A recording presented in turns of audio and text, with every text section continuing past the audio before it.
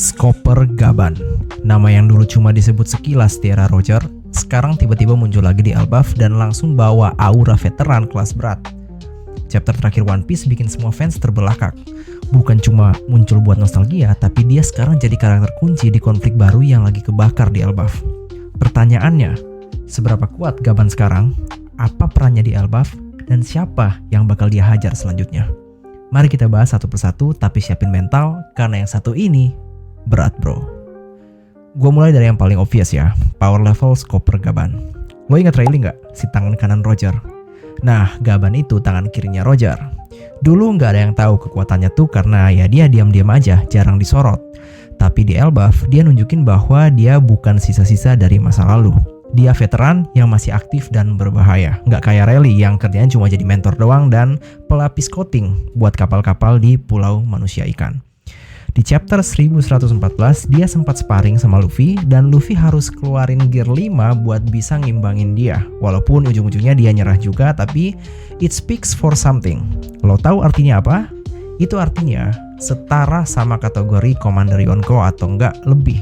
Dan ingat, Gaban ini belum pakai jurus serius. Dia belum pakai kapaknya secara mode serius dan belum juga mengaktifkan mode hancurin hutan dalam satu baris. Julukan dia sekarang bahkan Mountain Eater atau pemakan gunung. Katanya dia bisa ngebabat satu blok hutan Elbaf sendirian aja. Dia bukan pemakan buah iblis, Gaban murni user haki. Dan menurut komunitas, termasuk Grand Line Review dan Library of Ohara, dia diduga punya Ken Bunshoku dan Busoshoku kelas monster. Bahkan mungkin dari generasi awal pengguna advance haki. Jadi kalau ditanya, apakah Gaban selevel Rayleigh nggak? Gua bilang iya. Bahkan kalau soal brutalitas, gua rasa Gaban yang sekarang bisa jadi lebih savage. Sekarang soal peran dia di Elbaf. Gaban ini tinggal di Elbaf dengan identitas baru, yaitu Yasan. Dia punya pasangan bernama Ripley dan mereka punya anak setengah raksasa, namanya Kolon. Kolon ini bukan bocah biasa, dia punya pasukan sendiri dan menurut beberapa teori, dia bisa jadi salah satu kunci penting untuk membuka rahasia terakhir Poneglyph atau Love Tale. Bisa karena ya mungkin garis keturunannya, bisa karena informasi dari Gaban juga, who knows. Dan lo tahu siapa lagi yang ngejar Kolon sekarang? Gunko, salah satu Holy Knights. Orangnya kalem tapi psikopat. Dia datang ke Elbaf dengan misi satu, bawa Kolon hidup-hidup. Tujuannya belum jelas, tapi kemungkinan besar pemerintah dunia tahu kalau Kolon itu adalah liability karena darah Roger mengalir lewat ayahnya. Nah, disinilah titik didihnya bro. Karena pertarungan besar udah di depan mata, kalau Kolon beneran diculik oleh Gunko, gua rasa Gaban akan turun tangan dan bisa terjadi Gaban versus Gunko, di mana seorang veteran melawan elit assassin.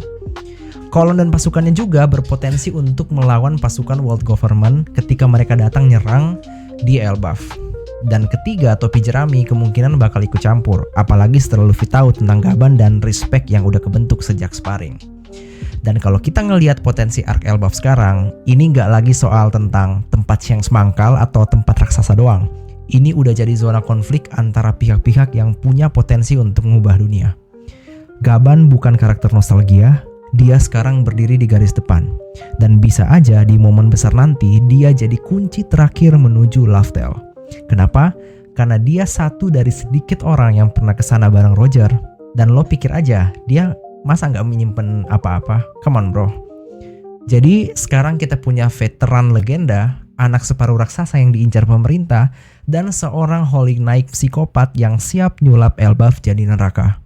Gua nggak sabar sih ngelihat pertarungan Gaban versus Gunko, dan makin yakin kalau Elbaf ini bakal jadi Marineford versi 2.0. Kalau lu punya teori lain soal peran Gaban atau siapa yang bakal muncul selanjutnya, entah Shanks, entah Dragon, silahkan berteori liar dan drop komen kalian di kolom komentar.